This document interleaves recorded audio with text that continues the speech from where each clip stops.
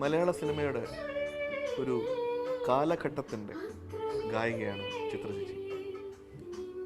ചിത്ര ചേച്ചി ജീവിച്ചിരിക്കുന്ന ഈ കാലത്ത് ജീവിക്കാനും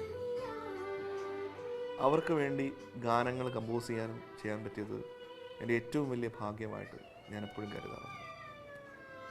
ചേച്ചി എന്നെ സംബന്ധിച്ചിടത്തോളം ഒരു പാട്ടുകാരി മാത്രമല്ല, എൻ്റെ സ്വന്തം ചേച്ചിയാണെന്ന് പറയാം.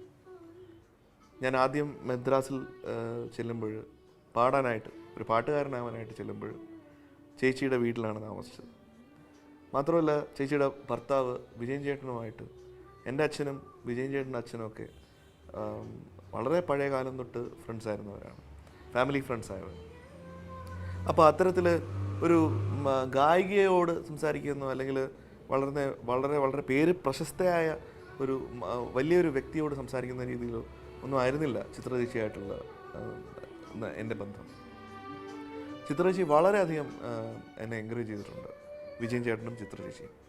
അവർ ഓഡിയോ ട്രാക്സ് എന്ന് പറഞ്ഞിട്ട് ആദ്യം ഒരു ആൽബം, ഒരു കാസറ്റ് കമ്പനി തുടങ്ങി അതിലൊരു ആൽബം ചെയ്തപ്പോൾ അത് എന്നെയാണ് വിളിച്ചത്. ഹരിപ്രിയ എന്നുള്ള കാസറ്റായിരുന്നു അത്. പിന്നെ എനിക്ക് തോന്നുന്നത് ഇതുവരെ എടുത്തു നോക്കുകയാണെങ്കിൽ എൻ്റെ ഏറ്റവും അധികം ഗാനങ്ങൾ പാടിയിരിക്കുന്നത് ചിത്ര ചേച്ചിയാണ്. ആദ്യം മുതൽ തന്നെ കുട്ടനിലൊരു പ്രത്യേകത ഞാൻ കണ്ടിട്ടുള്ളത് വളരെ പങ്ക്ച്വലാണ്.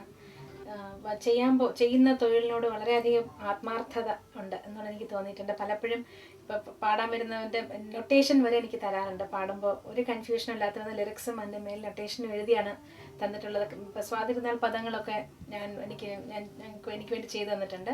അതിനകത്തൊക്കെ എനിക്ക് എല്ലാം നല്ലോണം ഡീറ്റെയിൽഡ് ആയിട്ട് പറഞ്ഞു തന്ന് എക്സ്പ്രഷൻസ് പറഞ്ഞു തരും. അങ്ങനെ എല്ലാം വളരെ ഡീറ്റെയിൽഡ് ആയിട്ട് പറഞ്ഞു തരാറുണ്ട്. ഒരുപാട് ഇൻവോൾവ്മെൻ്റ് ഉണ്ട് വർക്കിനോട്. പിന്നെ ഒരുപാട് ശാസ്ത്രീയ സംഗീതം ഒരുപാട് പഠിച്ചിട്ടുള്ളത് കൊണ്ട് എല്ലാ പാട്ടുകളും ഒരുവിധം ഒരു രാഗം ബേസ് ചെയ്ത് തന്നെയാണ് ചെയ്യുന്നത്. അത് അതിൻ്റേതായിട്ടുള്ള ബ്യൂട്ടി, ഓരോ രാഗത്തിൻ്റെയും ബ്യൂട്ടി ജയചന്ദ്രൻ്റെ പാട്ടുകളിൽ നമുക്കറിയാൻ സാധിക്കും. എനിക്ക് തോന്നുന്നത് ഞാൻ രണ്ടാമത്തെ സിനിമയിലാണ് എന്നെ പാടാൻ വിളിച്ചത്. ആദ്യം അത് രജപുത്രൻ എന്ന സിനിമയിലാണ്. അതൊരു ഫാസ്റ്റ്, ഒരു അടിപൊളി സോങ് ആയിരുന്നു. ഞാനും ശ്രീകുമാറും കൂടെ പാടിയൊരു hello hello mister Romeo master very very romantic star, അങ്ങനെ ഒരു ഫാസ്റ്റ് സോങ് ആയിരുന്നു. പിന്നെ അങ്ങനെ എത്ര പാട്ടുകളാണ് ജയചന്ദ്രൻ്റെ കൂടെ എനിക്ക് ഒരുപാട് നല്ല പാട്ടുകൾ പാടാൻ പറ്റിയിട്ടുണ്ട്. അത് ഒന്നോ രണ്ടോ അല്ല, എനിക്ക് വേണം ഒരു 10, 20, 25 പാട്ട്, നല്ല പാട്ടുകൾ ഞാൻ പാടിയിട്ടുണ്ട്.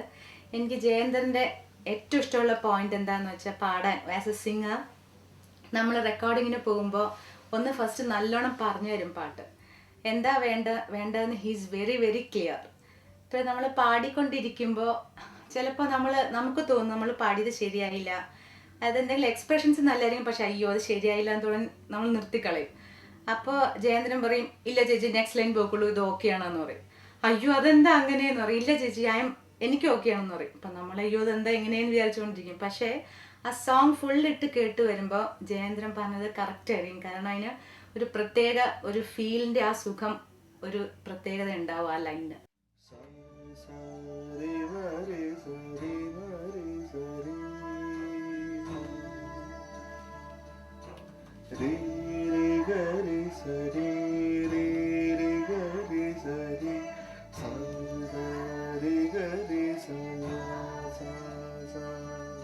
A very folkish style.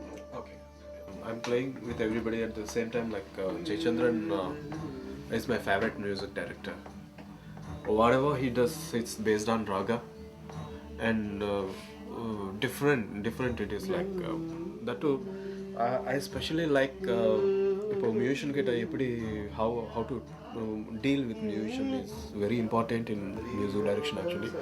That he is having. സിനിമയിൽ പല രീതിയിലുള്ള കലാകാരന്മാരെ ഞാൻ കണ്ടിട്ടുണ്ട്, പ്രത്യേകിച്ചും ഓർക്കസ്ട്രയിൽ വായിക്കുന്ന കലാകാരന്മാർ. പലപ്പോഴും പറയാറുണ്ട് വയലിൻ വായിക്കുന്ന കലാകാരന്മാർ 3 രീതിയിലാണ്. ഒന്ന് വളരെ അസലായിട്ട് വായിക്കുന്നവർ, ഒന്ന് മറ്റുള്ള വയലിനിസ്റ്റ് വായിക്കുന്നത് കണ്ട് വായിക്കുന്നവർ, പിന്നെ പിന്നെ ഉള്ളവരെ വിളിക്കുന്ന ആക്ഷൻ വയലിനിസ്റ്റ്. അത് ആക്ഷൻ മാത്രമേ ഉള്ളൂ, പക്ഷെ റിയലായിട്ട് വായിക്കുന്നില്ല. ഇങ്ങനെയൊക്കെ കളിയാക്കി പറയാറുണ്ട്. പക്ഷേ ചില ജീനിയസുകളെയും നമുക്ക് അതിനകത്ത് കണ്ടെത്താൻ സാധിക്കും. അത്തരത്തിലുള്ള ഒരു വലിയ ജീനിയസാണ്. എൻ്റെ ഏറ്റവും വലിയ ഒരു ഭാഗ്യമാണ് ശരിക്കും പറഞ്ഞാൽ ശ്രീ നവീനും ആയിട്ട് എനിക്ക് വർക്ക് ചെയ്യാൻ പറ്റിയെന്നുള്ളത്. ഒരു പുല്ലാങ്കുഴലിൻ്റെ പല പല രീതിയിലുള്ള flutes from all over the world. അദ്ദേഹം അതുപയോഗിച്ച് വായിക്കുന്നത് കേൾക്കുമ്പോൾ അദ്ദേഹത്തിൻ്റെ നാദധാര ശരിക്ക് ദൈവത്തിൽ നിന്ന് ഡയറക്റ്റായിട്ട് പ്രവചിക്കുന്നതാണോ എന്ന് നമുക്ക് തോന്നുന്ന രീതിയിലാണ് അദ്ദേഹത്തിൻ്റെ അത്.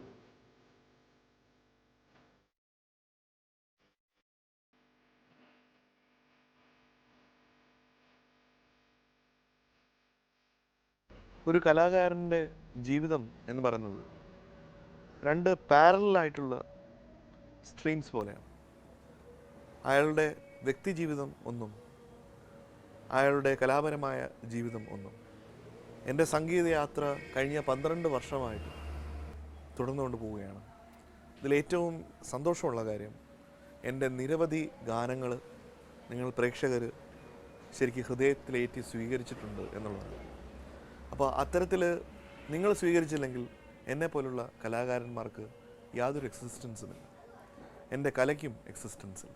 അപ്പോൾ അത്തരത്തിൽ ഇനിയും നിങ്ങളുടെ എല്ലാവരുടെയും പ്രാർത്ഥന എൻ്റെ ഗാനങ്ങളുടെ കൂടെ ഉണ്ടാവുമെന്നും എൻ്റെ ഗാനങ്ങൾ നല്ല പ്രഭാപൂരം ആവുമെന്നും ഒക്കെ നിങ്ങളുടെ പ്രാർത്ഥന തീർച്ചയായിട്ടും ഉണ്ടാവണം എന്നുള്ള ആഗ്രഹമുണ്ട്. എൻ്റെ ഈ സംഗീത യാത്രയിൽ നിങ്ങളെപ്പോഴും എൻ്റെ കൂടെ ഉണ്ടാവണം.